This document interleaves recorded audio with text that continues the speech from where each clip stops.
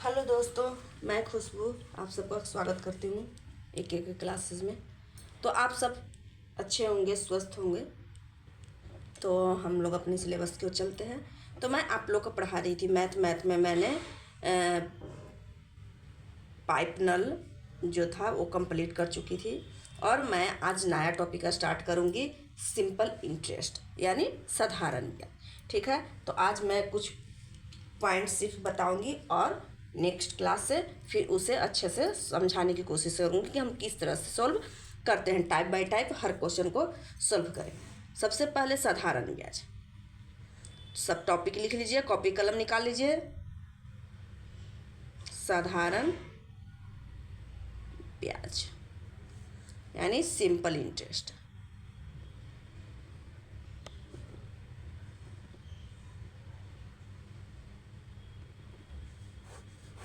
ठीक है, एक क्वेश्चन।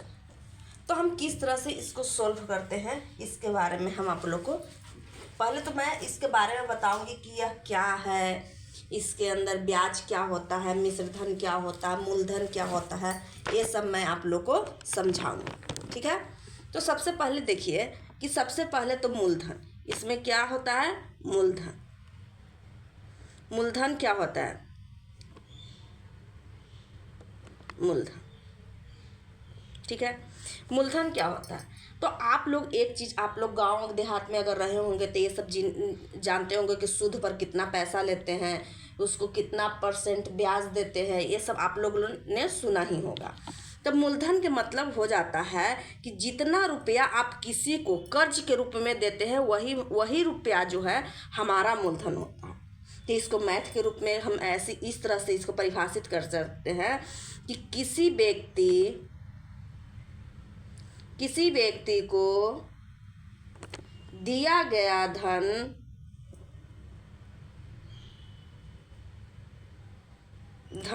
क्या कहलाता है, मूलधन कहलाता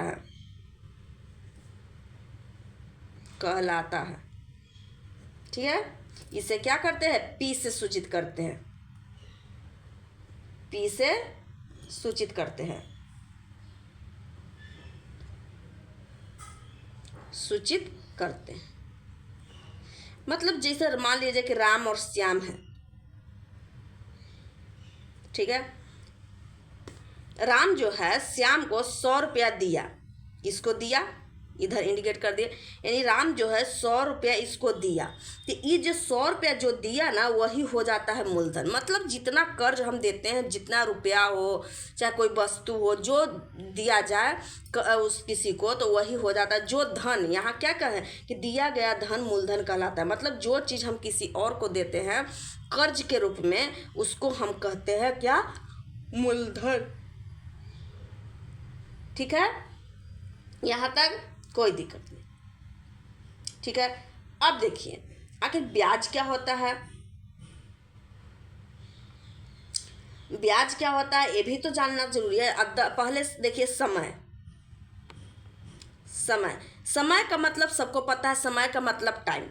यानी जो व्यक्ति जितना धन किसी व्यक्ति को जितना समय के लिए, 1 महीना के लिए दिया, जैसे राम श्याम को दिया 100 रुपया, तो यहाँ कहेगा ना कि हाँ भाई हम तुमको 1 महीना के लिए दे रहे हैं, 1 महीना के बाद हमको लौटा देना। तो ये जो कितना कितना का टाइम लिया, 1 मंथ का टाइम लिया, वही हो गया हमारा समय। तो यहाँ हम परिभाषा के रूप में कह सकते हैं कि व्यक्ति द्वारा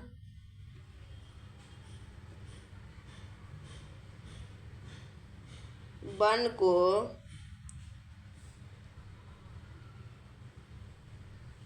धन को धन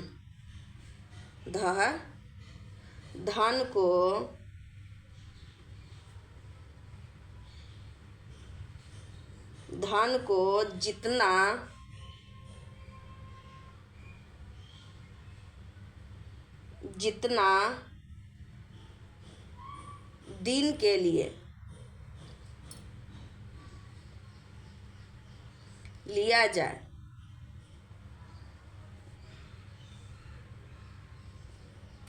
समय कहलाता है। दिन भी हो सकता है, घंटा भी हो सकता है, वर्ष भी हो सकता है।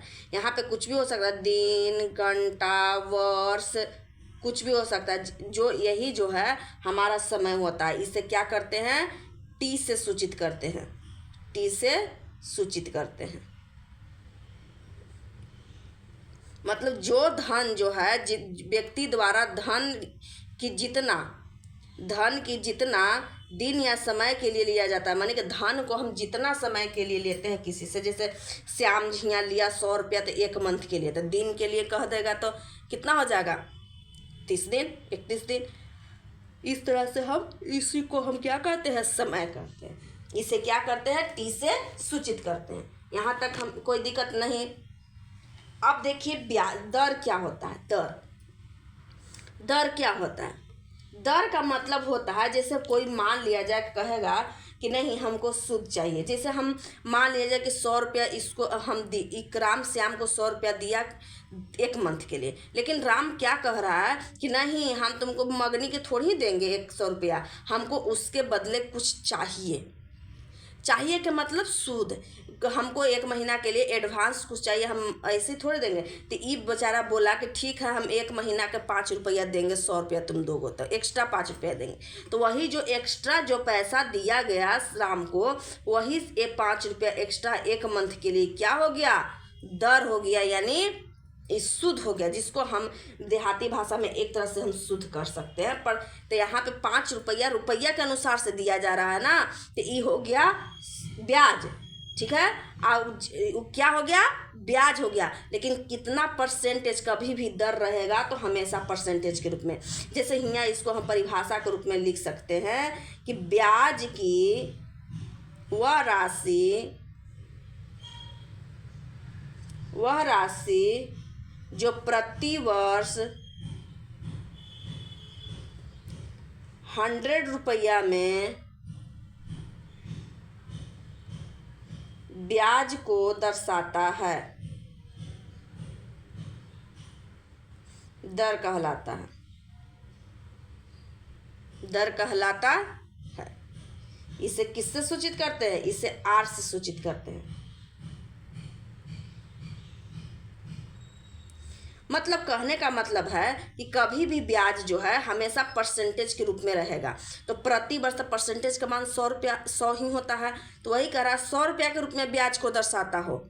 तो ये तो जब 5 रुपया कहा था, रुपया में जब आ जाता है, तो ब्याज हो जाता है। 5 रुपया उसको 1 मंथ में मिलेगा, लेकिन कितना परसेंट के हिसाब से मिलेगा, तो वही परसेंटेज जब निकालने के लिए रहता है तो यहाँ पे क्या करते हैं, उसको हम क्या कह देते हैं, दर कहते हैं। अब ब्याज क्या हो जाता है, अब ब्याज पहले हमको बताना चाहिए था। ब्याज क्या होता है, तो यहाँ पे हम बताएं कि जितना रुपया दिया गया धन पर जितना समय में जितना रुपया इंसान को एक्स्ट्रा दिया जाए, वही हो जाता है क्या, ब्याज। तो यहाँ लिख सकते हैं कि मिश्र धन और मूलधन के बीच के अंतर को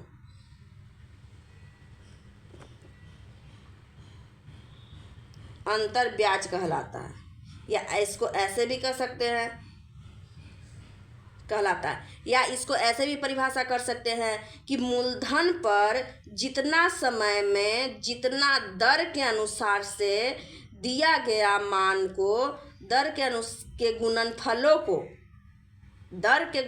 को मूलधन, समय और दर के गुणनफलों से प्राप्त राशि को हम क्या कहते हैं, ब्याज कहते हैं। ये भी कर सकते हैं। तो इसे क्या कहते हैं, इसे आई से सूचित करते हैं, सूचित करते हैं। ठीक है, समझ में आ गया। मतलब तीनों के अगर गुणनफल करते हैं तो वही हमारा ब्याज निकलता है। तीनों के गुणनफलों को हम क्या करते हैं, तो हमें क्या निकलता है, ब्याज प्राप्त होती है।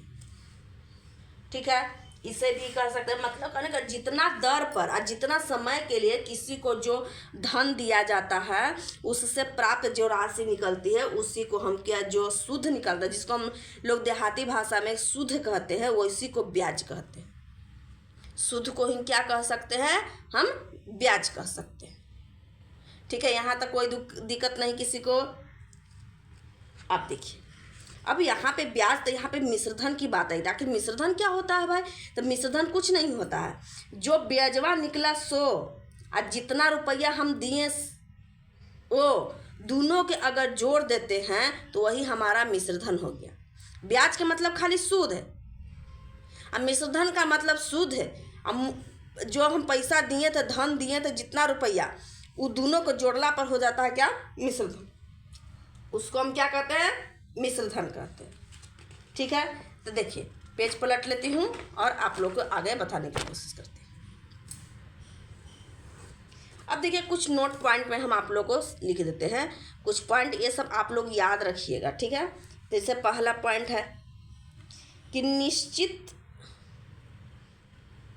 निश्चित को बनाने के लिए बता रहे हैं। निश्चित को निश्चित से तुलना करने पर, निश्चित से तुलना करने पर हमेशा मूलधन प्राप्त होता है। मूलधन प्राप्त होता है। ठीक है, सेकंड पॉइंट, मूलधन हमेशा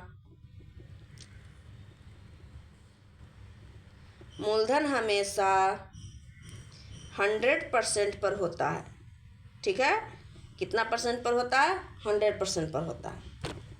साधारण ब्याज, ये सब फॉर्मूला भी लिखा दे रहे हैं, फॉर्मूला सूत्र लिख देते हैं हिंदी में। सूत्र साधारण ब्याज बराबर, साधारण ब्याज या ब्याज भी कह सकते हैं, कोई दिक्कत नहीं है।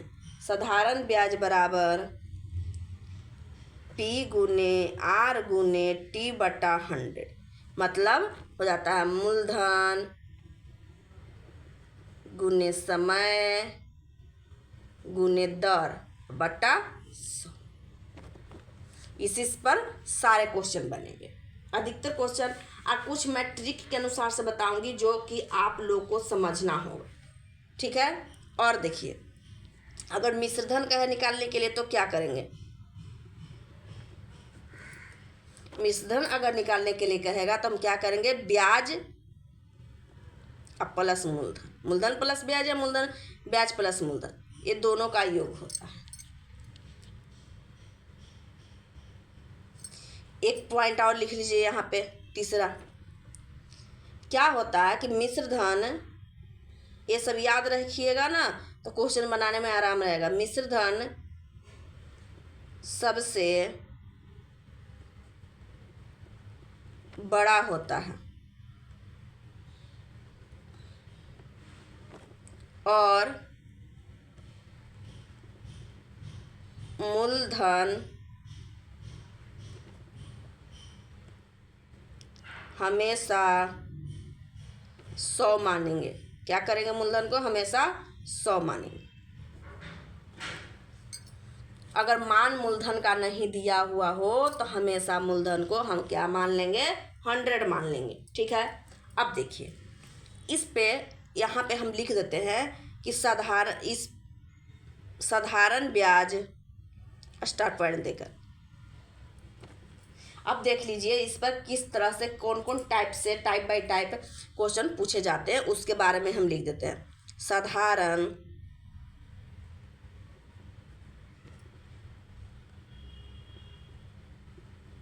ब्याज में पूछे गए प्रश्नों के प्रकार,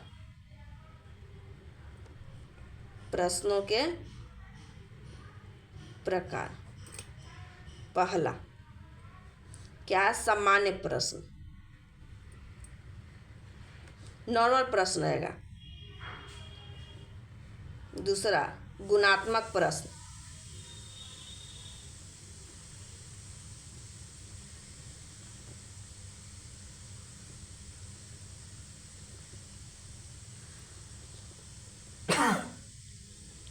प्रश्न में दर निकालना।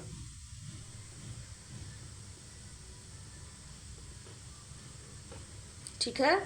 तीसरा में है धन का बंटवारा। अगर बंटवारा करना हो तो कैसे, किस तरह से करेंगे।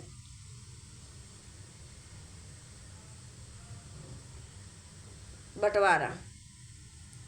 चौथा, दो या दो से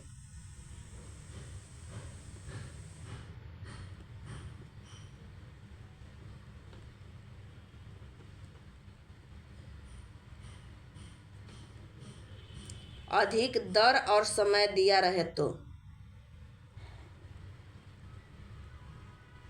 समय दिया रहने पर।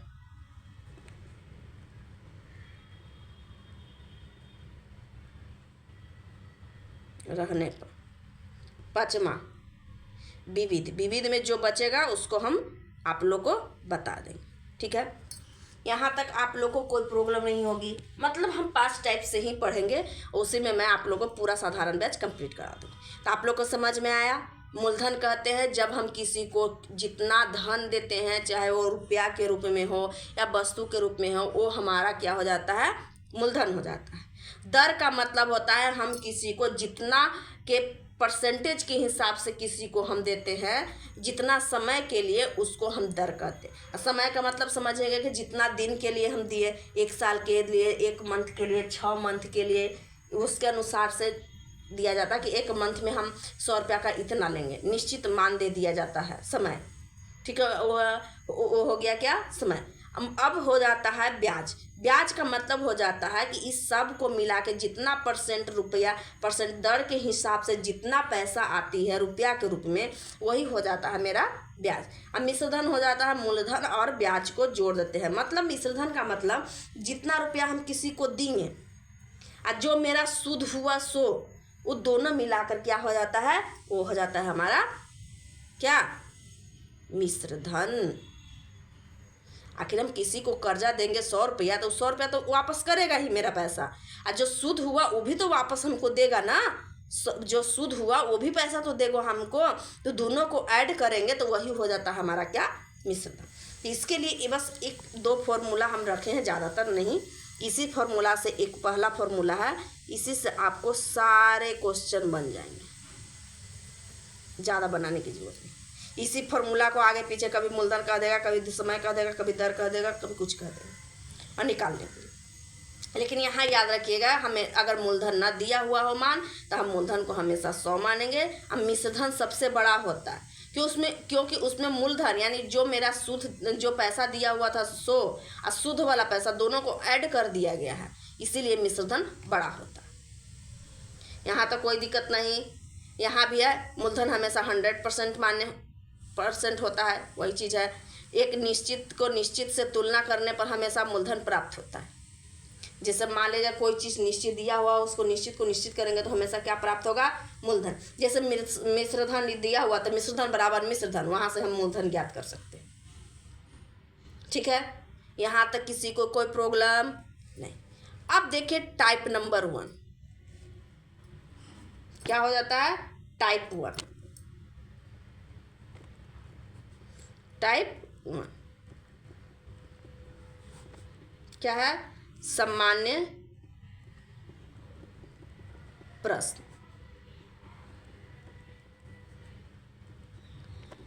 तो मैं सामान्य प्रश्न के बारे में कल बताऊंगी। आज के लिए इतना ही, मुझे कुछ काम है और मैं आप लोग को बस पॉइंट बताने के लिए यहाँ पर आई थी। अब कल से मैं आप लोग को हर क्वेश्चन को एक क्वेश्चन मैं देते जाऊंगी और उसको समझाते जाऊंगी टाइप बाय टाइप, ताकि हर क्वेश्चन सही से बन सके और आप लोग अच्छे से पढ़ सकें। ठीक है, तो मैं आप लोग को कहती हूँ कि आप लोग बनाते रहिए क्वेश्चन, इसमें कोई अति नहीं। आप लोग बुक एक निकालिए और जो मैं बनाती हूँ उसको नोट्स बनाइए एक, और उससे सामने रख कर उसको बनाने की कोशिश कीजिए, ताकि आप लोग का कोई दिक्कत नहीं हो, आप लोगों को बनाने में कोई दिक्कत नहीं हो। अगर जो नहीं बनता है तो आप लोग मैसेज में आप टाइप करके हमें बताइए, हम उस क्वेश्चन को बनाकर आप लोग के पास सेंड करने की कोशिश करें। ठीक है,